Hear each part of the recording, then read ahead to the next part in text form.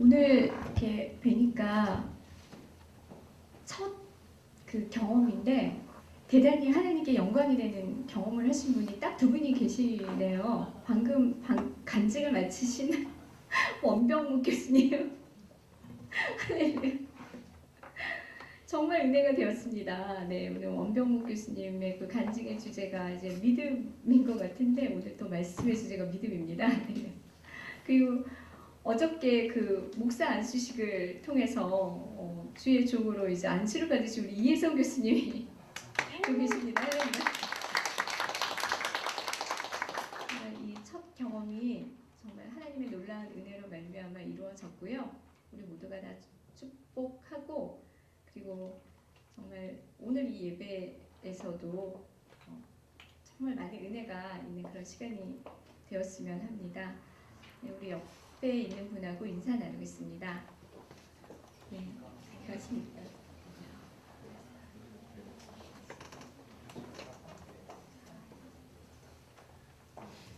오늘은 이제 저희가 믿음에 대해서 한번 생각해 보고자 합니다. 제 원 교수님도 간증을 통해서 이제 믿음이 더 자라갈 것이다. 그리고 이제 그러기를 바란다. 이렇게 말씀을 하셨는데 사실 믿음이라는 거는 성경에 굉장히 많이 나오죠. 네, 그리고 우리가 당신이 그리스도인이 되었습니까? 안 되었습니까? 뭘로 그 기준을 삼습니까?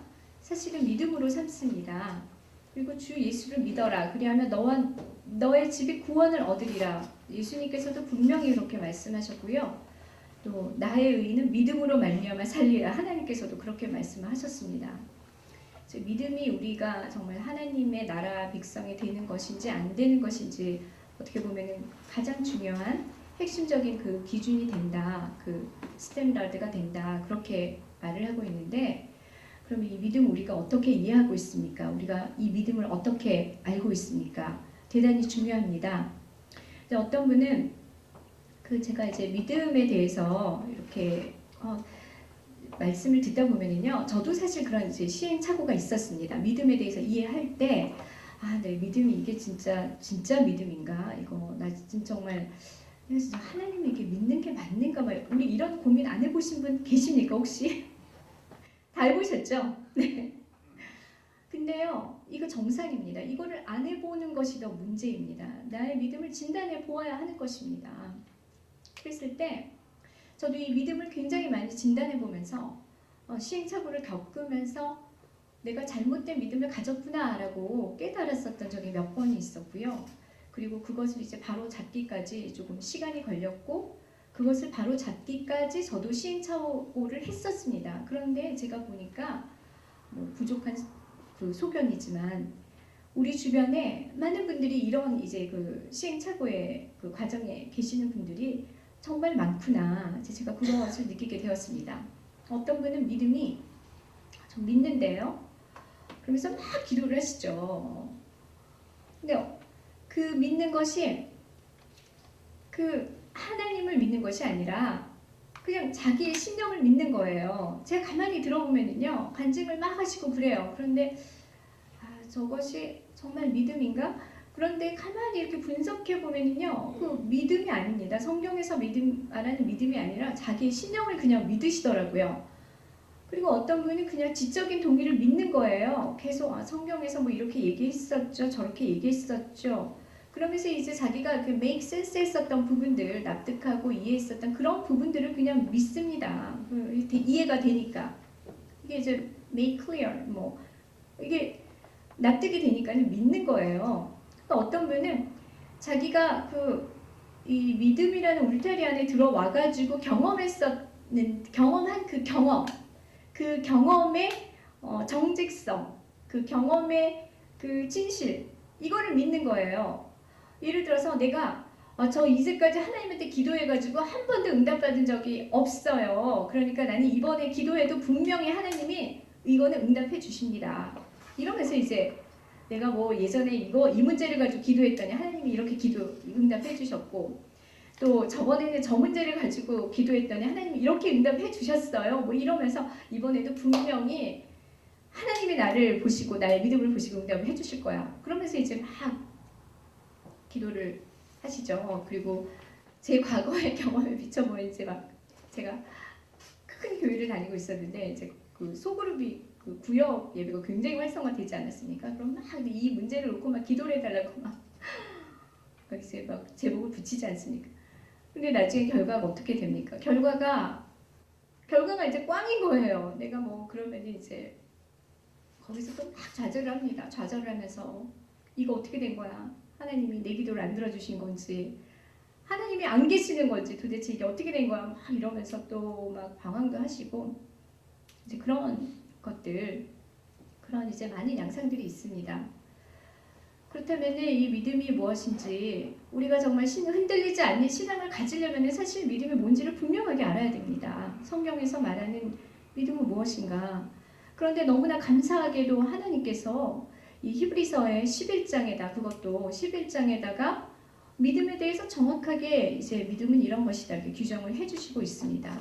그래서 오늘 우리가 이제 살펴볼 본문은 히브리서 11장인데요. 히브리서 11장 1절 말씀은 대단히 많이 알려져 있는 말씀이죠. 여러분 주일학교 가잖아요. 그러면은 히브리서 믿음의 장은 뭐죠? 그러면 11장이요 막 이러는 거예요. 1절 그러면은 우리 주일학교 친구들이 오래된 친구들이 믿음은 바라는 것들의 실상이요 보지 못하는 것들의 증거니 막 이러면서 해요.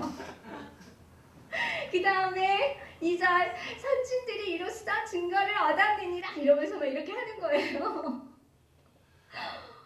잘한다 잘한다 그러면서 막 이렇게 하죠. 근데 이제 속으로 저는 저를 보면서 속으로는 그런데 너희들이 그 의미를 참 이게 어려운 말인데 너희들 그거 잘 이해해야 되는데 참 염려된다. 그래서 선생님들한테 이거 잘 설명해 주셔야 됩니다. 이제 막 그렇게 이제 요청을 하고 이제 막 그렇게 합니다. 우리 다 같이 볼까요? 이 히브리서 11장 1절에서 11절에 믿음에 대해서 정확하게 정의를 하고 있습니다. 3절까지 다 같이 읽어보겠습니다.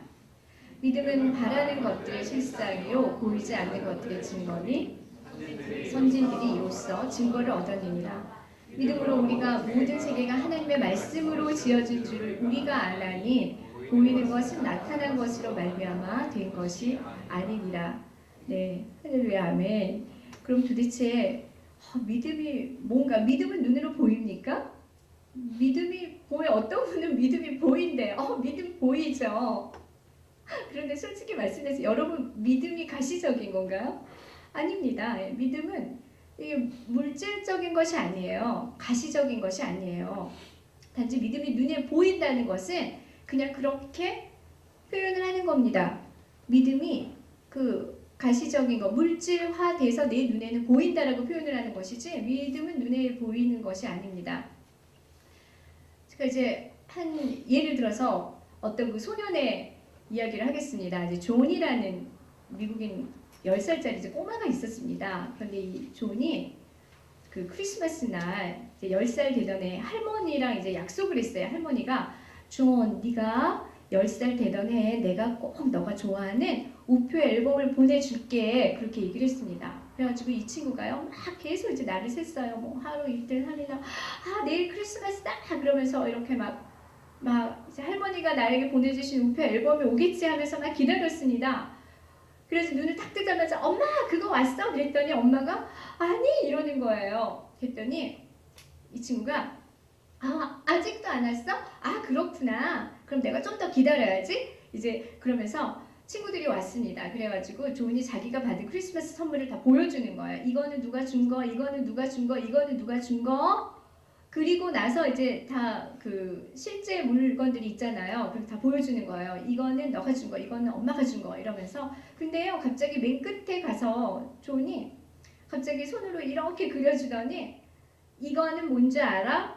이거는 할머니가 나한테 주는 크리스마스 앨범이야. 딱 그러는 거예요. 그러니까 애들이 막 웃었어요. 야, 너 지금 뭐 하는 거야? 앨범이 어딨어? 그랬더니 우리 할머니가 이렇게 된 거 나한테 보내준댔거든. 이제 올 거야. 그랬어요. 그랬더니 이제 애들이 다 가고 나서 엄마가 이제 그랬어요. 존, 너 근데 할머니가 그거 잊어버리셨나 보다. 뭐 앨범이 어디 있어? 그랬더니 조은이 막 화를 내면서 엄마는 그것도 몰라? 할머니가 얼마나 약속을 잘 지키는 분인데 그러면서 이제 방으로 딱 들어갔어요. 근데 그러고 나서 1년이 지났습니다. 1년이 지났어요. 그런데 이 조은이는요 일기에다가 막 쓰는 거예요. 할머니가 우표 앨범을 언제 보내주실까?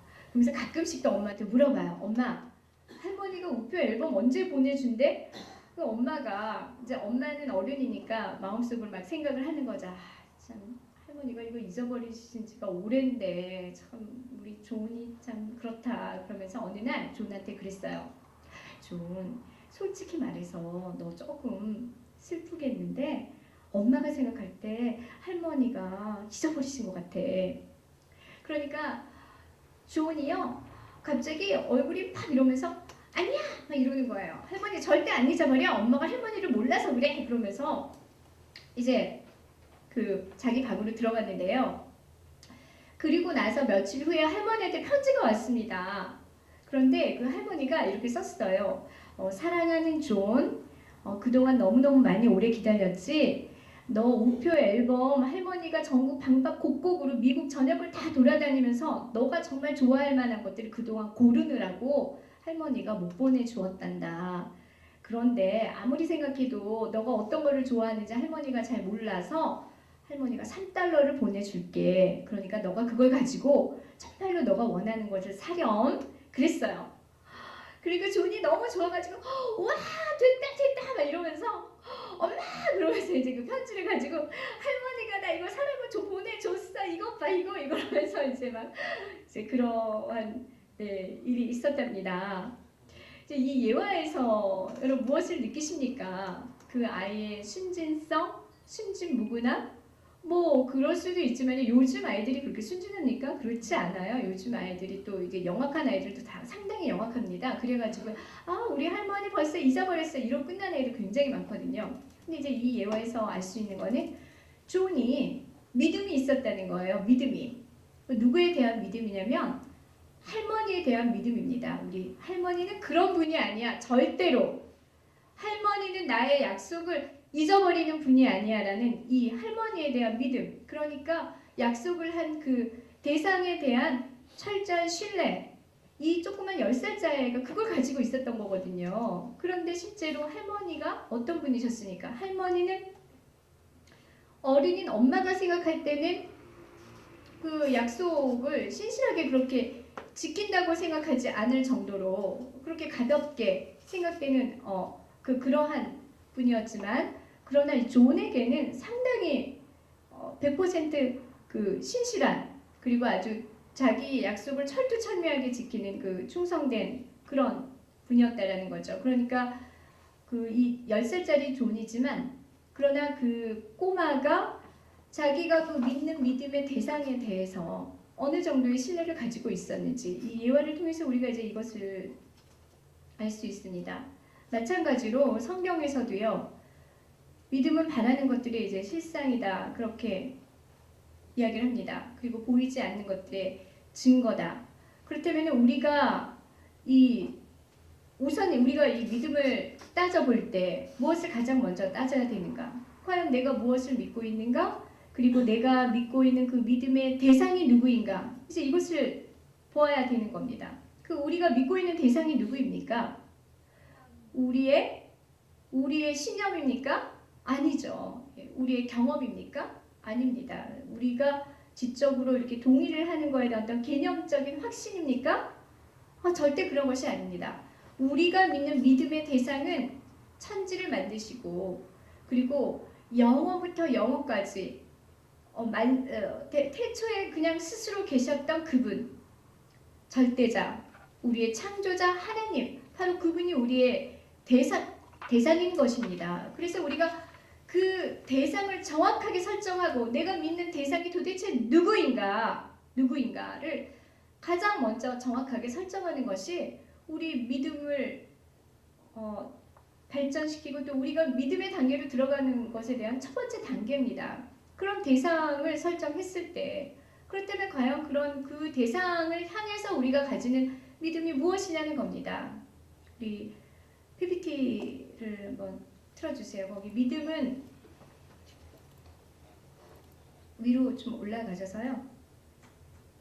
네, 여러분 믿음 다 같이 한번 우리 헬라 원어로 한번 읽어볼까요? 다 같이 읽어보겠습니다. 믿음은 피스티스라고 이야기하는데요.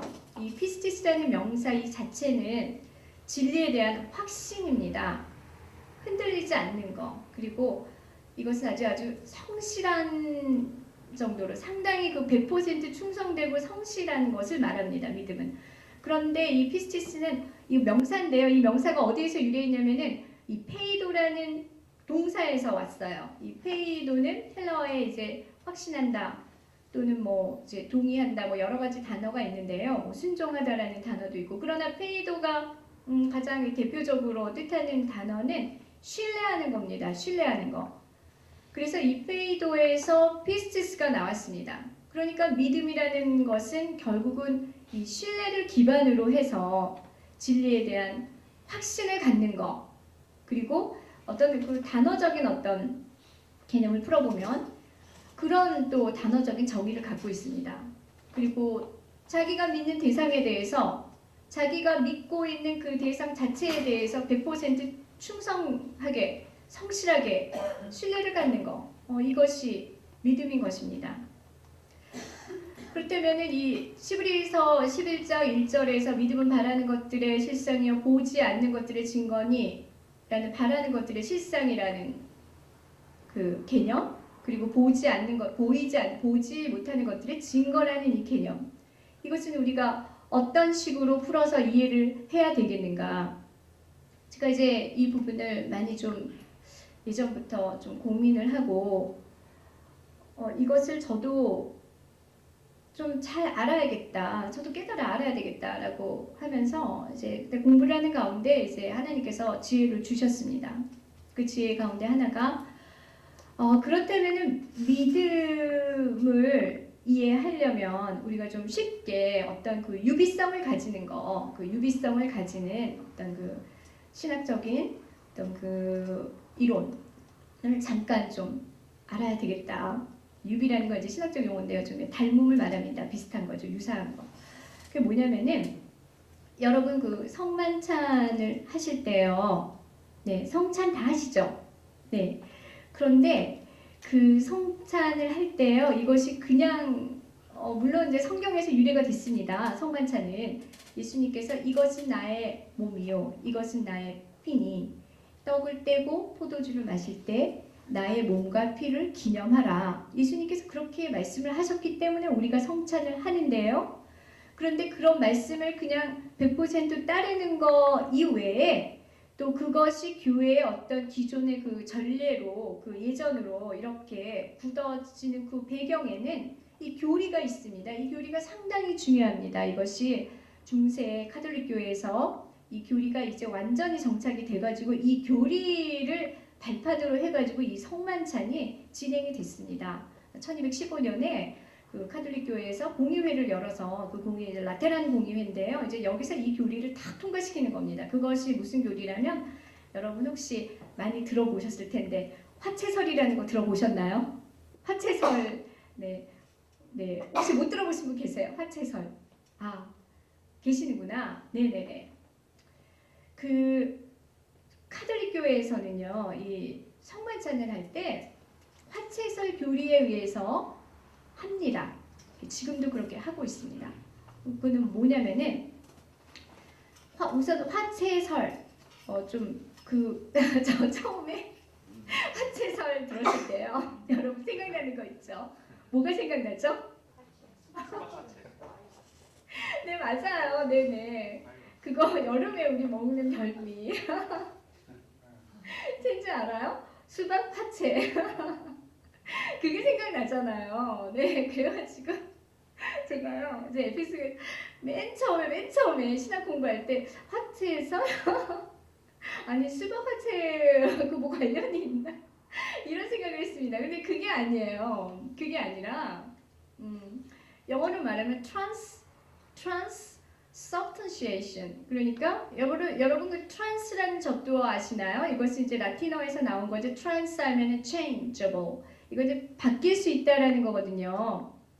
substantiation. substance 아시죠? substance 이 물질이잖아요. 네. 실체. substance는 그 이렇게 손에 딱 쥐어질 수 있는 실체이지 않습니까?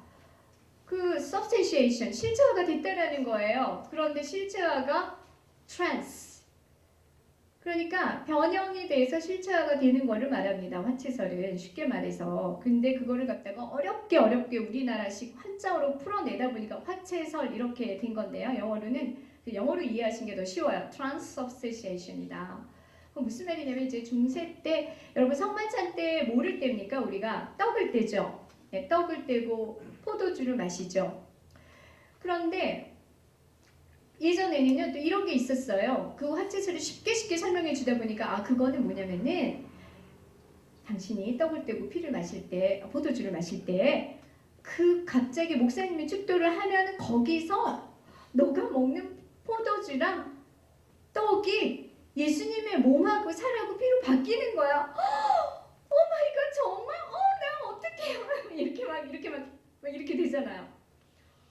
이게요. 근데요. 정말 이렇게 이해를 했어요. 예전에 중세 시대에는요. 아니 그러면은 내가 이거 성찬 때 떡을 떼고 포도주를 마시는데 이게 내 눈에서 예수님 살하고 그 피로 바뀌는 거야. 이게 피로 바뀌는 거야. 이렇게 이해를 했답니다. 중세 때. 그런데요. 요즘도 그렇게 이해하는 분들 많아요. 여러분. 그 카톨릭의 화채설은 마술적이고 그거 이상한 거야. 근데요, 사실은 화채설은 그런 게 아닙니다. 그것은 이제 철학적 배경을 가지고 이제 학자들 사이에서 많은 그 논란과 교정 끝에 성립이 된 교리인데, 그 실제화를 주장했었던 현실주의적인 철학자 그 고대 아리스토텔레스의 철학이 약간 들어갔어요. 그거는. 그래가지고 어떻게 된 거냐면, 그 떡을 뗄 때 떡하고 포도주는 그냥 그 물질에 그거를 이제 철학에서는 악시던트, 이제 우유성이다라고 이야기합니다. 그걸 뭘 말하냐면은 그 물질의 색깔이라든지 냄새라든지 외형적인 모습, 이제 그걸 말합니다. 그것은 변하지 않고 단지 뭐가 변하냐면 목사님이 축도를 했을 때 그 이제 축도가 끝나고 난 다음에 바로 그 물질의 substance, 그 본질이 트랜스로 변한다는 거예요. 그러니까 떡의 본질이 주님의 몸의 본질로 변하는 것이고, 그리고 포도주의 본질이 주님의 피의 본질로 변하는 것입니다. 그러니까 실체가 변하는 거예요. 그래서 transubstantiation 이렇게 이야기를 합니다. 그게 이제 화채설인 거예요. 그러면 성경의 그 말씀이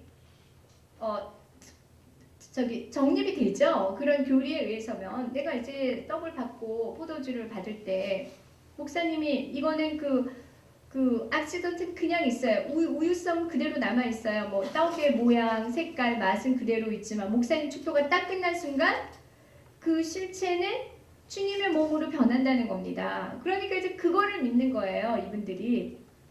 그래가지고 그렇게 이제 성만찬이 계속 진행이 됩니다. 이제 그러다가 개신교가 오면서 마틴 루터가 아니야, 그거는 아니야. 그게 아니라 변하는 게 아니라 거기다가 이제 마틴 루터 약간 수정을 해요. 그래가지고 consubstantiation, 거기다 이제 con이란 접두어를 붙입니다. con은 together라는 의미죠. 같이 임하는 거야. 같이 실체가 같이 있어. 떡이라는 거, 포도주라는 거에 그 떡이라는 실체와 주님의 몸의 실체가 같이 임해. 같이. 그러니까 우리는 같이 임하는 것을 먹으면서 받아들이는 거다. 이제 이렇게 해가지고 약간 그 차이가 있는데요. 이 개념, 이 성만찬의 이 개념과 우리가 그 믿음의 개념은 유사하다고, 유비가 있다고 봅니다. 성경에서 말하는 믿음은 보지 않는 것들의 실상이요, 보이지 않는 것들의 증거다. 그러니까 이 믿음이라는 것은 사실 눈으로 보이지 않지만, 그러나 이것은 비물질적이지만 물질 그 믿음의 실체 자체를 우리가 그 substance를 받아들였듯이 믿음의 그 substance를 우리가 이 손으로 지울 수 있다는 겁니다. 근데 상당히 이 말씀을 이제 분석해 보면 대단한 은혜가 되는 말씀입니다. 이 히브리서 11장 1절 말씀은.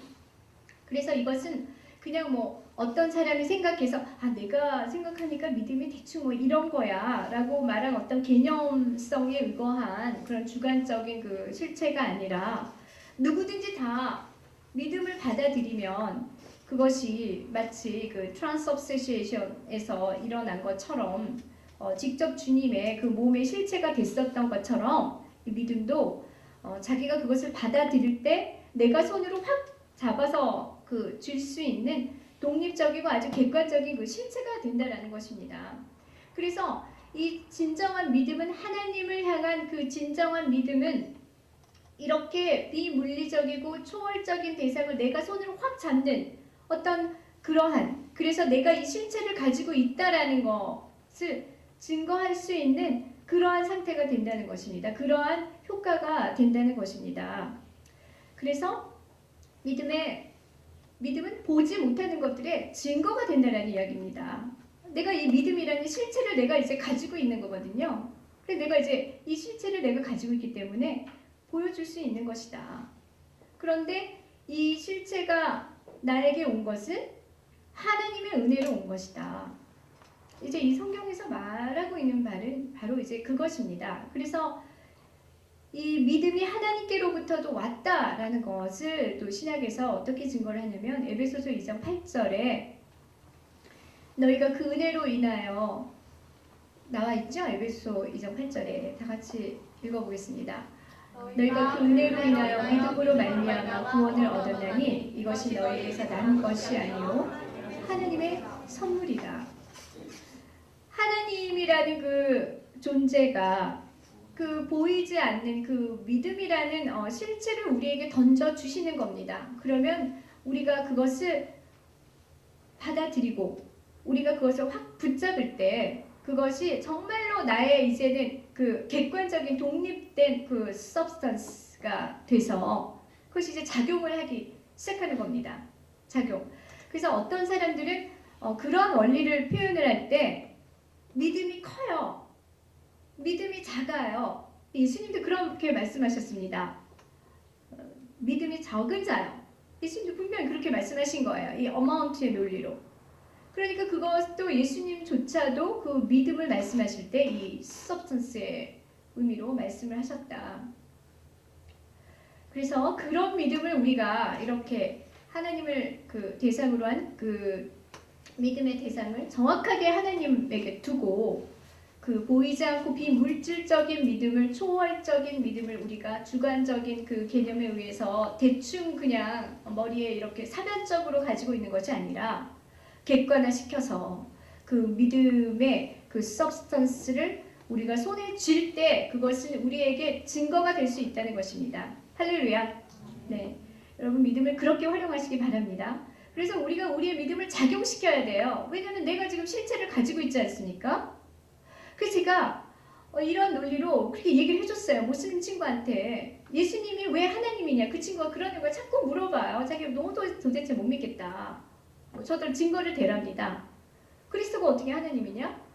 어떻게 십자가 사건이 진짜 있었느냐? 제가 그랬습니다. 나는 믿음으로 증거한다. 나의 믿음이 증거다. 그런데 제가 이런 그 유비를 이렇게 익샘플로 해가지고 설명을 못했어요. 시간이 없어가지고. 그러니까 제가 믿음이 증거다라고 얘기하니까 막 조금 이렇게 의아해하면서 그 친구가 막 이러면서 이제 갔길래. 그러나 정말 이것은 진리입니다. 성경에 나와 있지 않습니까? 보지 못하는 것들의 증거가 된다. 믿음이라는 것은. 우리가 좀 더 믿음에 대해서 좀 더 깊은 이 사고를 가지고 하나님께 지혜를 구하면서 나가면은요, 정말 우리가 예수님을 증명할 수 있는 이 증거를 믿음을 될 수가 있습니다. 할렐루야. 우리 모두 다 이런 사람이 되어야 되지 않겠습니까? 할렐루야. 그러면서 다음으로 이제 넘어갈게요. 그러면서 이 11장에서 그렇다면 그 substance로 자기가 호학 갖고 그리고 이 믿음을 순종해서 작용시킨 사람들이 있다라는 겁니다. 11장에는. 그 사람들이 누구냐? 성경은 거짓말을 안 하죠. 그런 사람들이야말로 우리가 믿을 수 없었던 기적을 일으킨 사람들이다. 이제 이렇게 이야기를 하고 있습니다. 그러면서 그분들을 다 열거하고 있죠. 먼저 누가 나옵니까? 네, 4절에 아벨을 보겠습니다. 여러분 가인과 아벨 이야기 너무 잘 아시죠? 우리 늘 그래요. 신학자들도요, 그 얘기 많이 해요. 그런데요, 저도 그런 질문 많이, 전도사님 애들이 특히 그런 거 많이 해요. 전도사님, 근데 아벨은 왜 받고 가인은 왜 안 받으신 거예요? 하나님 차별하나요? 막 이런 얘기도 해요. 하나님이? 하나님 차별하셔. 뭐를요? 너희들의 믿음. 제가 그렇게 얘기한 적도 있었어요. 하나님 차별하시지.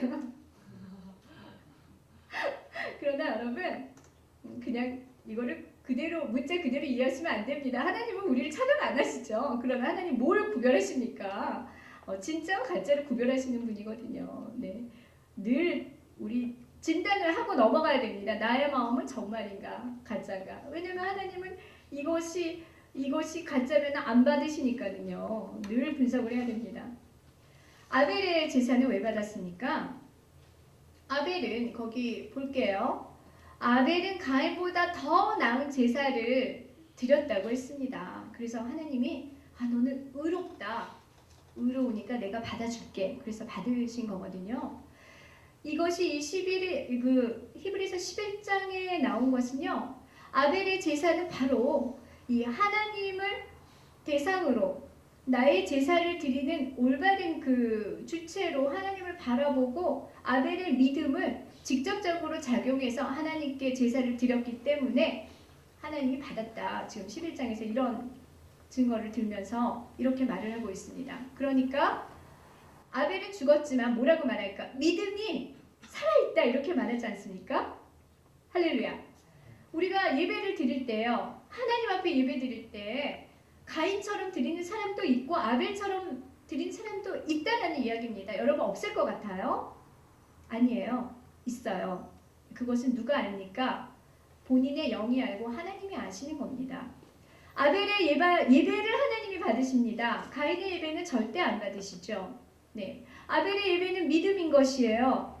어떤 믿음입니까? 대상이 누굽니까? 정확한 대상. 신념이 아니라 경험이 아니라 누가 말한 그런 것이 아니라 살아계신 하나님, 오늘도 살아서 역사하시는 하나님, 그 하나님을 정확하게 설정하고 믿음을 드렸을 때 살아있는 믿음, 내가 손에 쥔 그 믿음을 하나님께 드렸을 때 하나님이 그 믿음을 받으신다는 겁니다. 그 제사가 연락되고 어떤 칭호까지 얻습니까? 너는 의로와. 그런 칭호까지 얻게 되는 대단한 영광을 누린다는 것입니다. 할렐루야.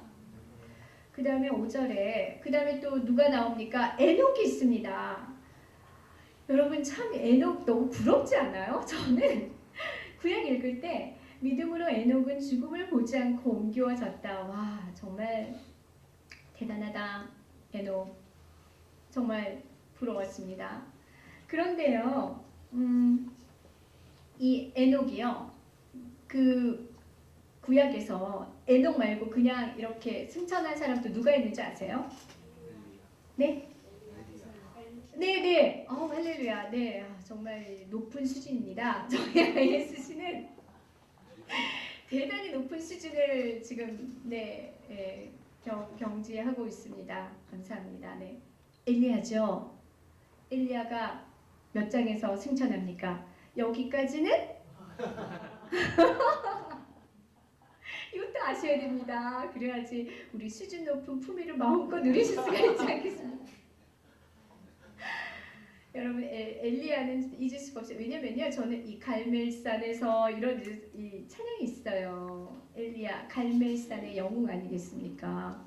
바알을 섬기던 가짜 선지자들을요 450명을 처단했어요. 엘리야 혼자. 얼마나 멋집니까? 이것이 열왕기상 18장. 네, 여러분 여기까지입니다. 품위 유지가. 그 다음에 엘리야가 승천한 것은 열왕기하 2장. 네, 몇 절이라고는 제가 말씀 안 드리겠어요. 네, 거기서 나옵니다. 거기서 엘리야가 승천하는 모습 보셨어요? 정말 멋져요. 그 하늘에서요 불병거와 불말이 막 내려오면서 회오리가 막 일어나면서 여러분 한번 나중에 그림 한번 보세요. 엘리야가 막 승천해서 올라가는데요. 그때 막 넋을 잃고 쳐다보는 선생님 이러면서 쳐다보는 사람이 있어요. 그 사람 오빠 이러듯이 막 그러는 사람이 있어요. 그 사람 누굴까요? 할렐루야. 너무 감동이에요. 감동시키셨어요. 너무 감사해요. 엘리사, 네. 엘리사가 선생님이요 막 이러면서 쳐다보지 않습니까? 그때 이제 엘리야는 하나님하고 같이 막 승천을 하는 거예요. 그때 그 엘리야가 승천하면서 남은 겉옷. 근데 그거를 엘리사가 받아가지고 황급하게 받아가지고 또 그거 가지고 막 가다가 막 물을 탁 치니까 물이 쫙 갈라지고 막 그 겉옷만 만져도 기적이 일어나지 않습니까?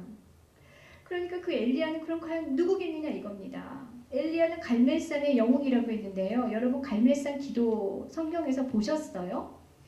엘리야 기도 몇 번 합니까? 그 우상을 섬기는 바알 선지자들하고는요 대단히 대조됩니다. 완전히 그 영어로 말하면 한마디로 opposite이에요. 완전히 반대예요. 그 바알의 선지자들은요 정말 난리도 아니에요. 막 심지어는 하루 종일 부르짖어요. 그러면서 막 자해를 하는 거예요. 막 여기저기 긋고.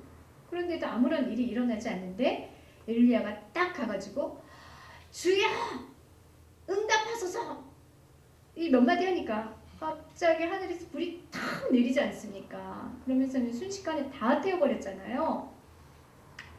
그 믿음이 얼마나 대단합니까?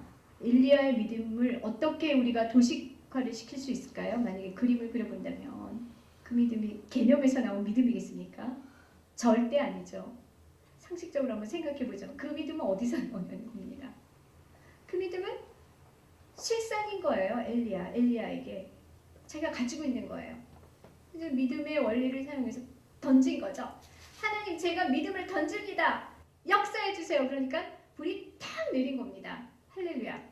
그런 믿음의 소유자들은 결국은 하나님께서 그것을 받으시고 이제 그들을 올리시는 겁니다. 할렐루야. 우리도 전부 다 이런 믿음의 소유자가 되어야 되지 않겠습니까? 할렐루야. 우리 되십시다. 할렐루야. 아멘. 그 다음에 이제 노아가 있는데요. 네, 노아를 볼까요? 노아. 네, 노아는 아직 보이지 않는 일에 경고하심을 받아 경외함으로 방주를 준비했다. 여러분 또 제가 질문을 하겠습니다. 아마 여러분들의 수준은 가히 제가 맞추실 것 같아요. 노아가 방주 짓는데 몇 년 걸렸습니까?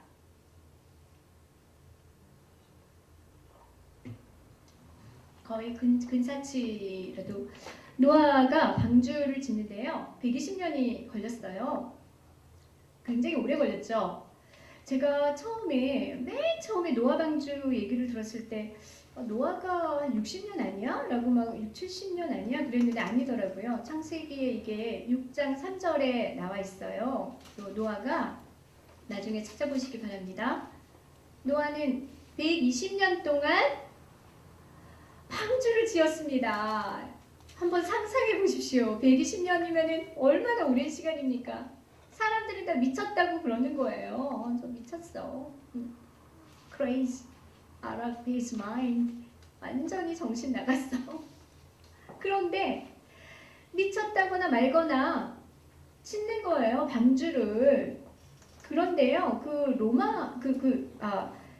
학자들이 밝힌 바에 의하면요. 노아 방주 사이즈 얼마나 되는 줄 아십니까? 그 축구 경기장의 3배랍니다. 그 사이즈 자체가. 축구 경기장 굉장히 크죠? 저는 몇 미터인지 잘 모르겠어요. 아무튼 그 정도 사이즈래요. 그러니까 그 노아라는 사람이 그 당시에는 정말로 미친 사람이었을 겁니다. 그러나 세상의 눈으로는 미쳤지만 그가 하나님 눈에는 뭐였으니까 하나님이 노아를 뭐라고 정의하셨죠? 의인이다. 네. 세상이 규정하는 우리의 신분은 뭐죠? 우리가 하나님의 일을 할 때 세상 사람들은 어떻게 보면 저 완전히 저 꼴통, 저 예수쟁이 막 그렇게 볼 수 있어요. 저 사람 또 저래 저거. 또 저래 또. 예수님 얘기하러 왔어. 제가 그 인도 친구한테 막 얘기하니까 저를 갖다가 처음에 막 이렇게 나중에는 어떻게 그렇게 되셨어요? 이런 표정으로 막 제가 여학생한테 너 있잖아 내가 너무너무 보고 싶어서 만나고 싶어 그래가지고 잠깐 들릴게 캠퍼스에 그랬더니 나왔어요. 그래가지고 나와가지고 내가 있잖아 너 사실은 있잖아 너 예수님 알아? 너 예수님이 십자가에 못 박혀 죽으시고 제가 막 이렇게 얘기를 했거든요. 너 부활하셨어. 너 힘들지? 그거 말도 안 되는 거야. 제가 그랬더니 갑자기 얼굴색이 좀 변하면서 나중에는 웃더라고요. 오케이, 마리아, 오케이. Resurrection of Jesus Christ is great. How shall I be happy? How can I be happy? 네, 그랬어요. 제가 얼마나 기쁘니? 너도 이거 알아야 돼. 그랬더니 오케이, 마리아, 오케이, 오케이. I know, I know. 그 친구가 볼 때는 근데 저도 사실 그 순간에 저도 미치는 거예요. 저도 뭐 다른 사람 누구 상관이 아니에요. 그래야 복음을 전하지 않습니까? 그 사람 외에 제가 얼마나 웃겼겠어요. 그래가지고 그 친구가 그 전에 굉장히 호의적이었어요. 근데 그 다음에 제가 문제를 탁 보내니까 I'm sorry, Maria. I cannot make the time. 이렇게 딱 거절이 오는 거예요. 그러나 하나님 눈에는 노아도 그랬어요. 노아는 더 했겠죠. Out of his mind. 막 이랬겠죠. 뭐 하는 거예요 도대체. 정신 나갔어. 근데 뭐 합니까? 짓는 거죠. 근데 하나님은 그걸 의로 보신 거예요. 그래가지고 결국 어떻게 됩니까? 결국은 노아가 이겼지 않습니까? 그래가지고 뭐 다 됐습니다. 또 시간이 또 이제 돼가지고 이제 또 맺어야 되는 시간이 와서 이제 더 빨리빨리 나가겠습니다. 다음에 이제 아브라함. 이 얘기는 너무나 중요한 이야기입니다. 아브라함을 읽겠습니다. 아브라함은 부르심을 받았을 때 순종하여 장래 유업으로 받을 땅에 나갈새 갈 바를 알지 못하고 나갔다. 근데 여러분 아브라함이요 하나님께 부르심을 받았을 때 그런데 아브라함이 왜 위대하죠?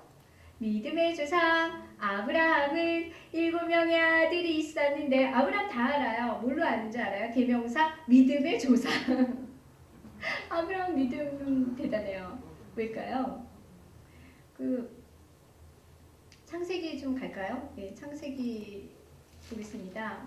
창세기 12장 1절에서 4절 읽겠습니다. 다 읽어주세요. 여호와께서 아브라함에게 이르시되 너는 너의 본토 친척 아비 집을 떠나 내가 네게 지시할 땅으로 가라. 내가 너로 큰 민족을 이루고 내게 복을 주어 내 이름을 창대케 하리니. 네, 여기까지 읽을게요. 그 다음에 그래서 어떻게 결과가 먼저 여호와께서 떠나라 그랬죠.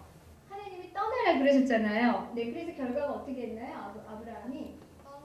아브라함이 결국은 떠났어요. 네, 떠났는데 여기는 아브라함이 어디서 떠났다고 나오죠? 하란을 떠났다 그렇게 나오죠. 근데요, 이 성경에는 구약에는 그 얘기가 안 나왔어요. 근데 원래 아브라함은요, 이 말씀을 어디서 들었냐면 갈대아 우르에 있을 때 들었습니다. 그래가지고 먼저 우르에서 그 지도 한번 보여주실래요? 아브라함 이동 경로가 있어요.